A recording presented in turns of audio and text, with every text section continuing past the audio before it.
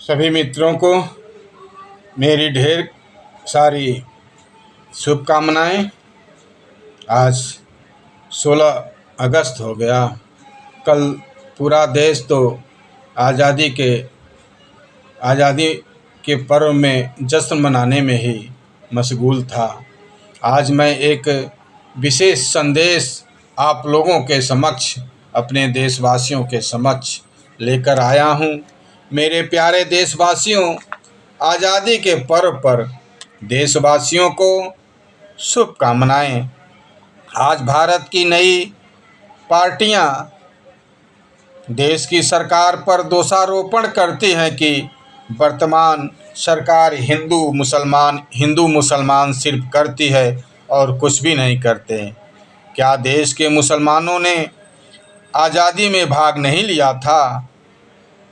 चलो मान लेते हैं, हमारे देश के मुसलमानों ने भी आज़ादी में भाग अवश्य लिया था।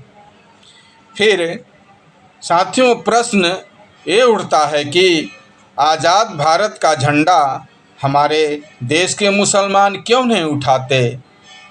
तिरंगों से इतनी दूरी, हमारे तिरंगे से उनकी इतनी दूरी क्यों बनी है? अगर वो देश के लिए, आज़ादी के लिए लड़ाई लड़े हैं तो उनके हाथ में तिरंगा क्यों नहीं आता? क्यों भारत के राष्ट्रगान से वे नफरत करते हैं? क्यों राष्ट्रीय गीत वंदे मातरम से वे परहेज करते हैं? राम से इतनी नफरत के पीछे कारण क्या है? आखिर क्यों देश की कई पार्टियों के अंदर इस बात का भय पैदा कर दिए हैं हमारे देश के मुसलमान कि उस पार्टी का नेता भी जय श्री राम, वंदे मातरम तक नहीं बोलता? आखिर समाज में, हिंदू समाज में भय किसने पैदा किया है? क्या हमारे मुसलमान भाइयों के प्रति हिंदुओं ने भय पैदा किया है या सत्ताधारी पार्टी ने भय पैदा किया है? कोई ने भय पैदा किया है।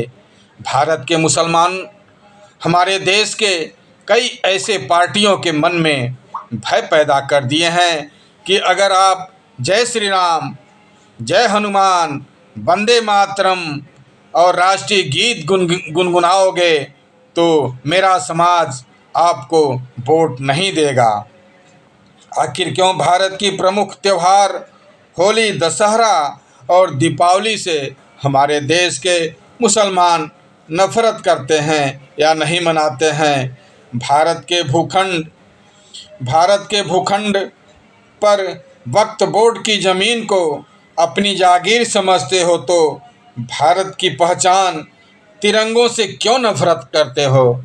अगर वक्फ बोर्ड की ज़मीन आपकी है, आपके पूर्वजों की है, तो तिरंगा क्यों नहीं आपका है? राम क्यों नहीं आपका है? वंदे मातरम क्यों नहीं आपका है?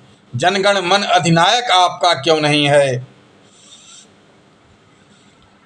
पंजाब, सिंध, गुजरात, मराठा, द्राविड़, उत्कल, बंग, विंध्य, हिमाचल, जमुना, गंगा, पावन तितरंग, ये सब नाम आपके जुबा पर क्यों नहीं आती कि भारत का भूखंड नहीं है? भारत का भूखंड सिर्फ वक्फ बोर्ड है और पंजाब, सिंध, गुजरात, मराठा, द्राविड़, उत्कल, बंग, विंध्य, हिमाचल, जमुना, गंगा ये भारत का भूखंड नहीं है। इनके नाम से आपको क्यों नफरत है? मेरा ये प्रश्न है, आपको इसका उत्तर देना ही पड़ेगा। भारत के हिंदुओं ने आपका क्या बिगाड़ा है? भारत की सरकार की सब योजनाओं का लाभ आप नहीं ले रहे हो? निर्बल आवास, राशन, रोड, सड़क, बिजली, पानी, बत्ती क्या आप उपयोग नहीं कर रहे हो अपने जीवन में? सारा सब कुछ भारत का उपयोग कर रहे हो, तो फिर झंडे से, वंदे मातरम से आपको इतनी नफरत क्यों? आपसे मैं जवाब पूछना चाहता हूँ, और आप जिसको समर्थन देते हो, जिसकी सरकार बनाना चाहते हो, मैं उन पार्टियों के प्रमुखों से भी पूछना चाहता हूँ। इसका जवाब हमारे देश का वासी, हर नागरिक, हर प्राणी सुनना चाहता है। हिंदू, पूरे भारतवर्ष के हिंदू मांसाहारी, अगर पूरे भारत का हिंदू अगर एक साल के लिए मांसाहार को छोड़ दे, मांस को खाना बंद कर दे, तो आपके कितने घरों में भूखमरी आ जाएगी। पता है भारत के मुसलमानों को, भारत के हिंदू आपसे, अगर भारत के हिंदू प्रजाति आपके दुकानों से सामान खरीदना बंद कर दें, तो क्या आपकी स्थिति होगी। भारत के मुसलमानों को अंदाज़ा है, आपको जब सभी दुकानदारों का परिचय पत्र की बात उठी, तो दिन में तारे आप लोगों को दिखने लगे। मैं बार बार आग्रह और निवेदन चाहूँगा, अपने भारतीय मुसलमान भाइयों से इस भ्रम में न रहें कि दोबारा यहाँ भारत में मुस्लिम राष्ट्र स्थापित होगा। ये दिवा स्वप्न है। इस भ्रम में न रहें कि मोदी की सरकार चली जाएगी तो हम आज़ाद हो जाएंगे। भारत के मुसलमान ऐसी स्थिति स्वयं पैदा न करें कि भारत के हिंदू मजबूर होकर आपके व्यावसायिक प्रतिष्ठानों से दूरी बना ले। विश्व का इतिहास पढ़ो मेरे प्यारे भारत के मुसलमानों, कितने मुसलमानों को हिंदुओं ने मारा है।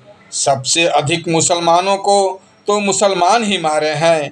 पाकिस्तान, बांग्लादेश, अफ़गानिस्तान में हिंदू तो है नहीं, फिर भी लाखों मुसलमान प्रतिवर्ष क्यों मारे जा रहे हैं।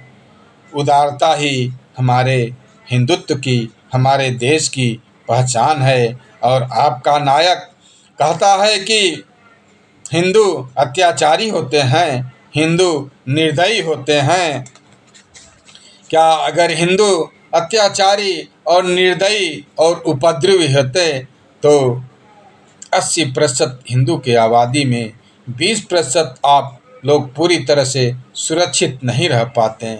आप ये भ्रम त्याग दीजिए और